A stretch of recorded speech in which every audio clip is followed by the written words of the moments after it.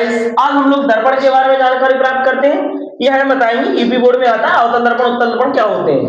तो आपको ये पता रहना चाहिए। बताइए अवतल दर्पण क्या होता है। ऐसा दर्पण जिसका परावर्तक पृष्ठ अंदर की ओर दबा हुआ होता है उसे अवतल दर्पण कहते हैं। अच्छा, इसके बाद उत्तल दर्पण होता है। उत्तल दर्पण क्या होता है। ऐसा दर्पण जिसका परावर्तक पृष्ठ बाहर की ओर उभरा हुआ होता है उसे उत्तल दर्पण कहते हैं। उसे उत्तल दर्पण कहते हैं। तो इस प्रकार से हम लोग दोनों दर्पणों की जानकारी प्राप्त करते हैं कि वह दर्पण जिसका परावर्तक पृष्ठ अंदर की ओर दबा हुआ होता है उसको हम लोग अवतल दर्पण कहते हैं, और वह दर्पण जिसका परावर्तक पृष्ठ बाहर की ओर उभरा हुआ होता है उसको हम लोग उत्तल दर्पण कहते हैं। तो ये आप लोगों को पता रहना चाहिए। एक क्वेश्चन मेरा आप लोगों से भी, आप लोग इसका जवाब दीजिएगा कि कोई भी दर्पण होता है, इसमें जो भी दर्पण में जो पॉलिश लगा होता है उस पृष्ठ को क्या कहा जाता है।